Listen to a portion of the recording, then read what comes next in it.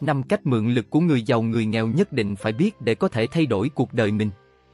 Quý vị và các bạn thân mến, với người giàu việc kiếm tiền vốn dĩ là câu chuyện của tư duy. Thay vì làm việc vất vả, họ biết tận dụng các nguồn lực xung quanh để đạt được mục tiêu của mình một cách nhanh chóng và hiệu quả nhất. Và đó được gọi là nguyên tắc mượn lực người khác để thành công. Cũng như việc Gia Cát Lượng mượn cung tên của Tào Tháo hay mượn gió đông của đất trời để chiến thắng 83 vạn đại quân của quân Tào với vỏn vẹn 5 vạn binh mã. Trong video này chúng ta sẽ nói đến nguyên tắc mượn lực của người khác để thành công. Nhưng trước khi nói đến quy tắc mượn lực, bạn phải hiểu rõ một điều rằng bạn phải là người có thể điều khiển và kiểm soát tốt được những nguồn lực bạn đi mượn. Muốn vậy, bản thân bạn cũng phải là một nguồn lực lớn mạnh, có kiến thức, trí tuệ và kinh nghiệm. Bạn phải hiểu rằng do bạn chưa đủ nguồn lực mới cần phải vay mượn lực bên ngoài. Thế nên điều đầu tiên bạn phải làm là mượn lực từ bản thân mình trước bằng cách không ngừng chuyên chú rèn luyện, học tập và làm việc. Trong quá trình phát triển nội lực của bản thân, bạn hãy mượn lực để phát triển nhanh nhất thông qua sách báo, video, người sếp của mình hay những người thành công mà bạn gặp. Và để phát triển nhanh nhất, hãy học hỏi từ kinh nghiệm từ thành công hay thất bại của người khác. Thông qua đó, bạn sẽ phát hiện ra bản thân mình có thể đi nhanh hơn nhờ mượn những nguồn lực xung quanh cuộc sống. Sau đây chỉ 10 phút thôi, sau khi bạn hãy xem hết video này thay vì một mình làm mọi thứ như trước đây, bạn sẽ biết cách sử dụng các nguồn lực bên ngoài để có thể giúp bạn giải phóng sức lao động và thay đổi cuộc đời. 1. Mượn lực từ bản thân. Chắc hẳn bạn đã từng nghe câu tục ngữ, tích tiểu thành đại hay góp gió thành bão.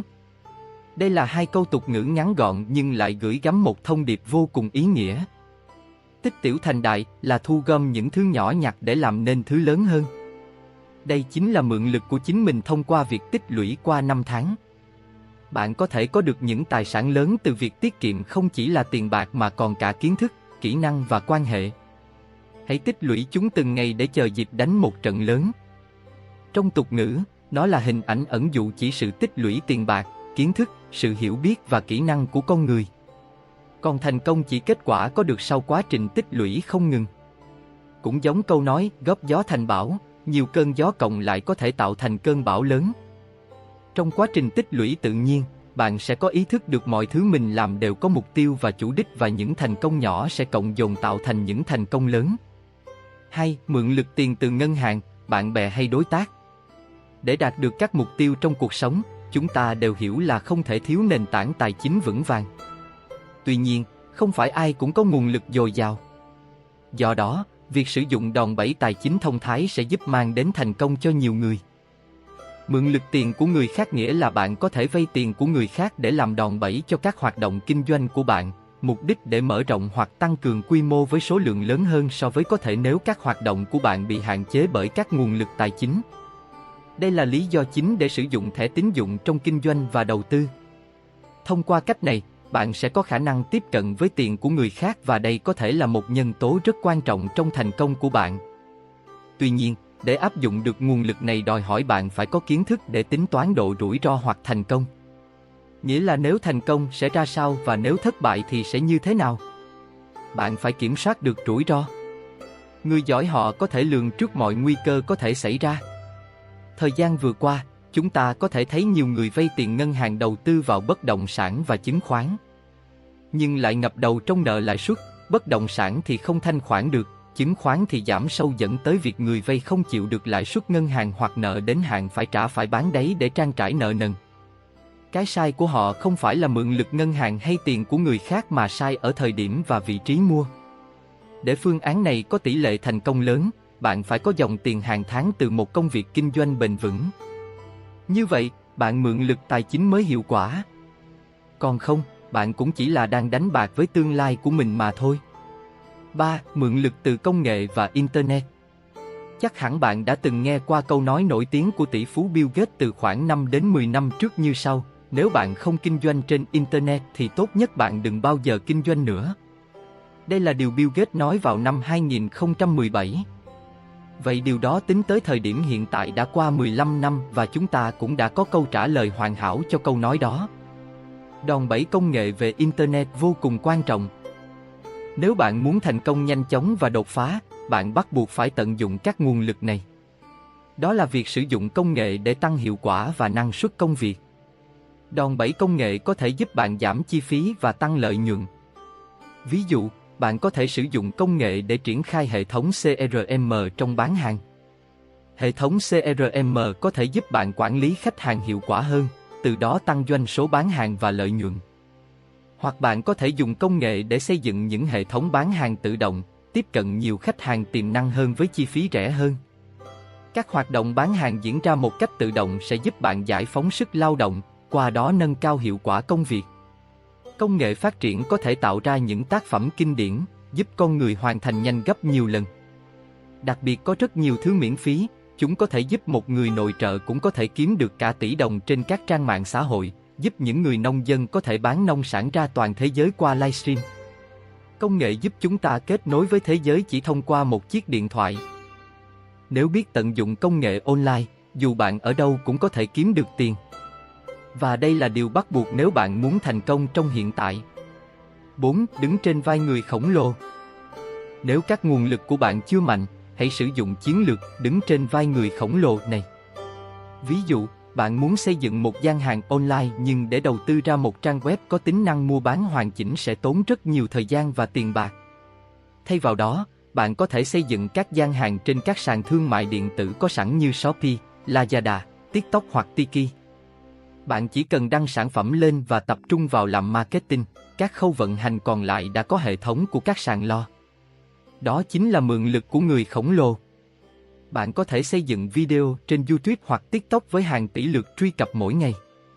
Đây đều là những nguồn lực to lớn của những người khổng lồ. Nhưng hãy nhớ rằng để thành công trên bất kỳ nền tảng nào, thứ mà bạn cung cấp cho khách hàng phải là giá trị của bạn. Thế nên điều đầu tiên tôi đã nhắc bạn là phải phát triển bản thân mình trước. 5. Mượn lực con người xung quanh. Những người xung quanh bạn có rất nhiều mối quan hệ. Nếu cứ đi theo đường dây này, bạn sẽ quen cả thế giới. Thế nên muốn biết hãy hỏi, muốn cần giúp đỡ cứ xin giúp, rất nhiều người có kiến thức và tư duy làm giàu muốn được chia sẻ. Vì vậy, bạn không cần phải sĩ diện để phải nghèo khổ. Hãy mở rộng mối quan hệ để có thể sử dụng tốt nguồn lực này. Còn có loại nguồn lực từ con người nữa, đó là thời gian, kiến thức, kỹ năng và kinh nghiệm của người khác.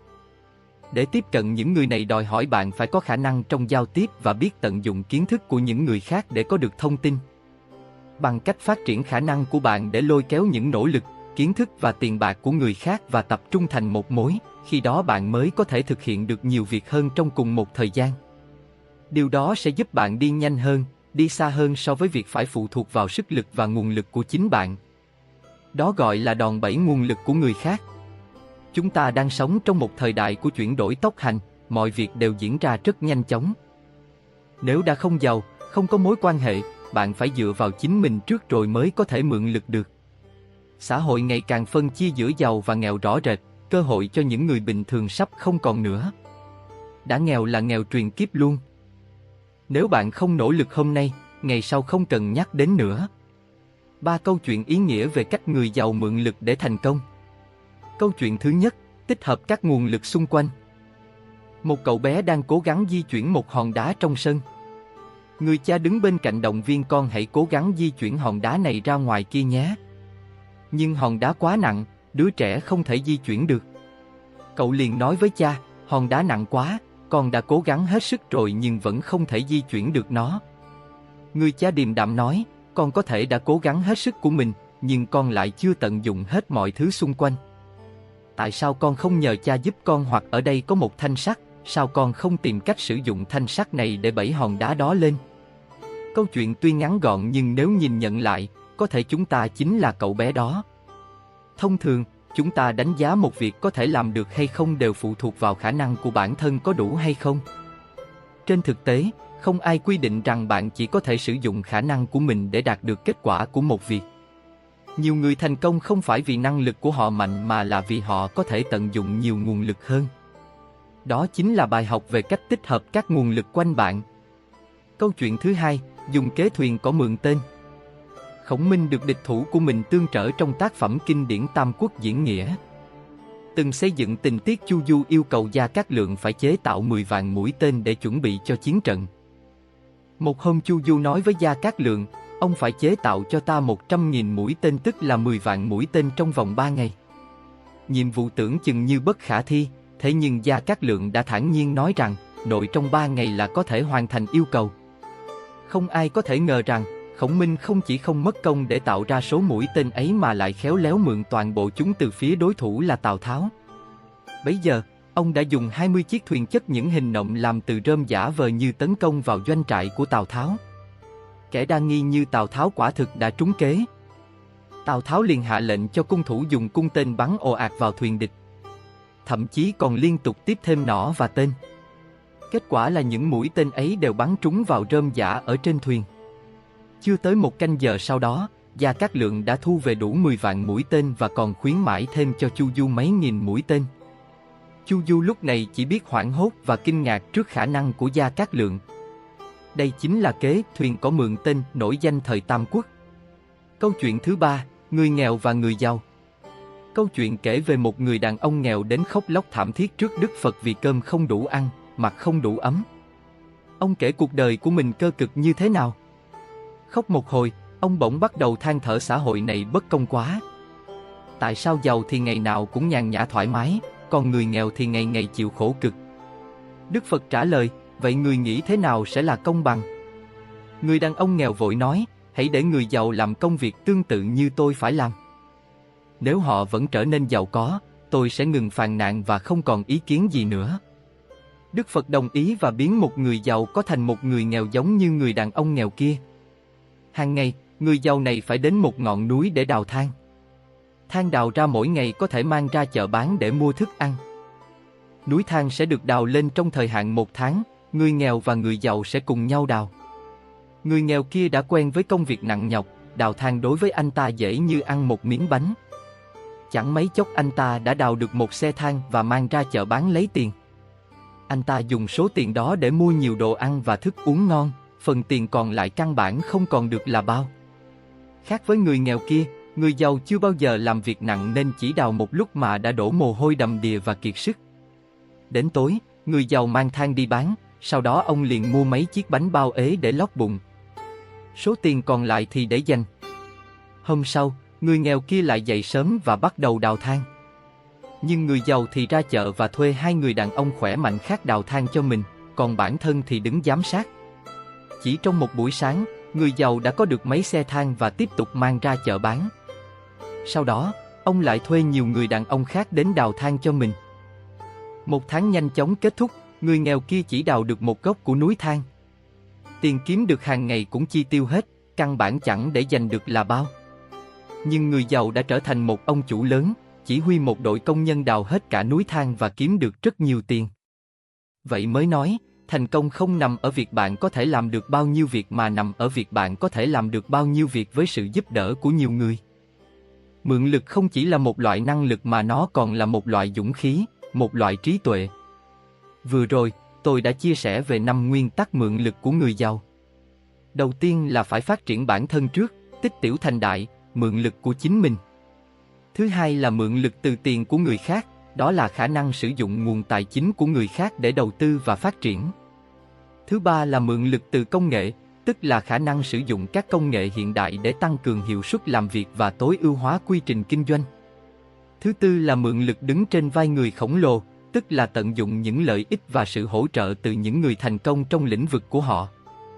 Và cuối cùng là mượn lực từ những người xung quanh, bằng cách tận dụng mối quan hệ và sự giúp đỡ từ cộng đồng để đạt được mục tiêu và thành công. 3 câu chuyện ý nghĩa về việc mượn lực người khác để thành công đã làm nổi bật những nguyên tắc này. Hãy cố gắng nghe và hiểu, sau đó áp dụng trong hoàn cảnh thực tế để thay đổi cuộc đời mình nhé.